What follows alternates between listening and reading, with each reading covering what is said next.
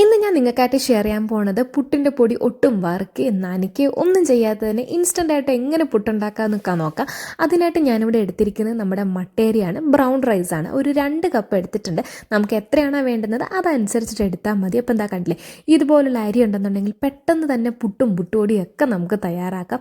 അപ്പോൾ എന്താ അരി എടുത്തിട്ടുണ്ട്. ഇനി ഇത് നമുക്ക് നന്നായിട്ടൊന്ന് കഴുകണം.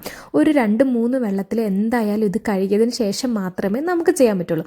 പിന്നെ വേണ്ടുന്നത് സോക്ക് ചെയ്ത് വെക്കുന്നതാണ്. ഇപ്പം നമ്മൾ രാത്രിയിൽ സോക്ക് ചെയ്താണെന്നുണ്ടെങ്കിൽ നമുക്ക് രാവിലത്തെ ബ്രേക്ക്ഫാസ്റ്റിന് ഇത് കറക്റ്റ് ആയിരിക്കും. ഒരു ഓവർനൈറ്റ് സോക്കിന് ഒരു 6 മുതൽ 7 മണിക്കൂർ വരെയാണ് ഇത് സോക്ക് ആവേണ്ടത്. അപ്പോൾ എന്താ ഒരു വട്ടം കഴുകിയിട്ടുണ്ട്, ഒന്നും കൂടെ ഞാൻ കഴുകിയെടുക്കുകയാണ്. പിന്നെ അതുപോലെ നമ്മളിത് അഥവാ സോക്ക് ചെയ്യാൻ മറന്നു പോയിട്ടുണ്ടെന്നുണ്ടെങ്കിലും നമ്മൾ നല്ല തിളച്ച വെള്ളത്തിൽ സോക്ക് ചെയ്ത് വെച്ചിരുന്നാൽ മതി. അപ്പം നമുക്കൊരു 2 മണിക്കൂർ കൊണ്ട് നമുക്കിത് ശരിയാക്കാൻ പറ്റും. ഇപ്പം 2-3 വെള്ളത്തിൽ നന്നായിട്ട് കഴുകിയെടുത്തിട്ടുണ്ട്. ഇനി ഞാനിവിടെ ഇപ്പോൾ ഇത് നൈറ്റിലാണ് കേട്ടോ ഞാനിത് സോക്ക് ചെയ്ത് വെച്ചിട്ടുള്ളത്.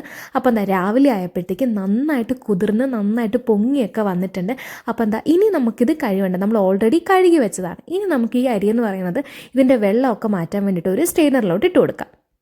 ഇങ്ങനെ സ്ട്രെയിനിലോട്ട് ഇട്ട് കൊടുത്തിട്ട് ഒരു 10 മിനിറ്റ് നമ്മൾ വെയിറ്റ് ചെയ്യണം. ഇതിന് വെള്ളമൊക്കെ പോകാനായിട്ട് ഫുള്ളായിട്ട് ഡ്രൈ ആവരുത്. ഇപ്പോൾ ഒരു 10 മിനിറ്റ് കഴിയുമ്പോൾ നമ്മൾ കയ്യിലെടുത്ത് നോക്കുമ്പോൾ ചെറുതായിട്ട് ആ വെള്ളത്തിൻ്റെ നനവൊക്കെ നമ്മുടെ കയ്യിൽ വരും. കാര്യം നമ്മളിത് ഒട്ടും നനയ്ക്കുന്നില്ല. അപ്പം ഈ ഒരു നനവിലാണ് നമ്മുടെ പുട്ടുപൊടി കറക്റ്റ് ആവുന്നത്. അപ്പോൾ എന്താ ഒരു 10 മിനിറ്റിന് ശേഷം നമ്മുടെ മിക്സിയുടെ നമ്മൾ പൊടിക്കുന്ന ജാറില്ലേ, നമ്മുടെ സെക്കൻഡ് ജാർ ഇല്ലെന്നുണ്ടെങ്കിൽ നമ്മൾ ഫസ്റ്റ് ജാറിൽ ചെറിയ ജാറിനകത്ത് ഇട്ടാണെങ്കിലും കുറച്ച് ബാച്ചായിട്ട് വേണമെങ്കിൽ നമുക്ക് പൊടിച്ചെടുക്കാം. അപ്പോൾ ഞാനിവിടെ 2ാമത്തെ ജാറാണ് എടുത്തിട്ടുണ്ട്. അപ്പോൾ കുറച്ചേറെ ക്വാണ്ടിറ്റിയിൽ നമുക്ക് ഒറ്റയടി തന്നെ പൊടിച്ചെടുക്കാൻ പറ്റും. അപ്പോൾ എന്താ പുട്ടുപൊടി ആയിട്ടുണ്ട്. ഇനി നമുക്കിതൊരു പാത്രത്തിനകത്തോട്ട് ഇട്ട് വെക്കാം. അപ്പം എന്താ ഇതുപോലെ തന്നെ നമ്മുടെ അരിയെല്ലാം നമുക്ക് പൊടിച്ചെടുത്തിട്ട് നമ്മുടെ പുട്ടുപൊടി എല്ലാം റെഡി ആയിട്ടുണ്ട്. ഇനി ഈ പുട്ടുപൊടിയിലോട്ട് നമുക്ക് ആവശ്യത്തിന് വേണ്ടിയിട്ടുള്ള ഉപ്പും കൂടി ഇട്ട് കൊടുക്കാം. എന്നിട്ട് നന്നായിട്ടൊന്ന് മിക്സ് ചെയ്തെടുക്കാം.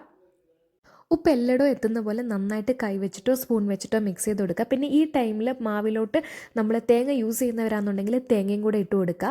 അപ്പോൾ എന്താ കണ്ടില്ലേ, നന്നായിട്ട് തരിയായിട്ട് തന്നെ നമ്മുടെ പുട്ടുപൊടി കിട്ടിയിട്ടുണ്ട്. ഇനി ഇത് കറക്റ്റ് പരുവാണോ നമുക്കൊന്ന് നോക്കാം. ഇതാ ഇങ്ങനെ ഒന്ന് ഉണ്ട പിടിച്ച് നോക്കുമ്പോൾ അത് കറക്റ്റായിട്ട് കിട്ടുകയാണെന്നുണ്ടെങ്കിൽ ആയിട്ടുണ്ട്. അതുപോലെ തന്നെ വേഗം അത് പൊടിഞ്ഞു പോകണം. ഇതാണ് നമ്മുടെ ഒരു പുട്ടുപൊടിയുടെ ഒരു പരുവെന്ന് പറയുന്നത്. അപ്പം എന്താ പുട്ടുപൊടി എല്ലാം സെറ്റായിട്ടുണ്ട്. ഇനി നമുക്ക് വേഗം തന്നെ നമ്മുടെ കുറ്റിയിലോട്ട് ഇട്ട് കൊടുത്തിട്ട് പുട്ടാക്കാം. നമുക്ക് എത്ര ലെയർ വേണമെങ്കിലും ചെയ്യാം. ഞാനിവിടെ ഒരു 2 ലെയറായിട്ടോ ചെയ്യുന്നത്. പിന്നെ ഈ പുട്ടെന്ന് പറയുമ്പോൾ നമ്മൾ ശ്രദ്ധിക്കേണ്ടത് നമ്മൾ ഒട്ടും നനയ്ക്കൊന്നും ചെയ്യുന്നില്ല. അതുകൊണ്ട് തന്നെ വേഗം നമ്മൾ പുട്ടുണ്ടാക്കി എടുക്കണം കേട്ടോ. ഇല്ലെന്നുണ്ടെങ്കിൽ അതിൻ്റെ ആ ഒരു ഈർപ്പം നഷ്ടപ്പെട്ടിട്ട് കുറച്ച് ഡ്രൈ ആവും. അപ്പോൾ അങ്ങനെ ആയിക്കഴിഞ്ഞാൽ ജസ്റ്റ് ഒന്ന് വെള്ളം ഒന്ന് സ്പ്രിങ്കിൾ ചെയ്ത് കൊടുക്കുക. പക്ഷേ നമ്മൾ വേഗം ചെയ്യാമെന്നുണ്ടെങ്കിൽ അതുപോലെ തന്നെ ഒരുപാട് നേരം നമ്മളിത് വെച്ചിട്ട് സ്ട്രെയിൻ ചെയ്യാതിരുന്ന് കഴിഞ്ഞാലും അതിൽ ഒരുപാട് വെള്ളം പോകത്തില്ല. അങ്ങനെയാണെന്നുണ്ടെങ്കിൽ കറക്റ്റ് നല്ല സോഫ്റ്റ് ആയിട്ടുള്ള പുട്ടുപൊടി തന്നെ കിട്ടും. ഇപ്പം നമ്മൾ ബിഗിനേഴ്സൊക്കെ ആണെന്നുണ്ടെങ്കിൽ പുട്ട് നനയ്ക്കുന്നത് ഒരു ബുദ്ധിമുട്ടാണ്. നമുക്ക് കറക്റ്റ് ആദ്യം കറക്റ്റ് ഒരു പരുവം കിട്ടത്തില്ല.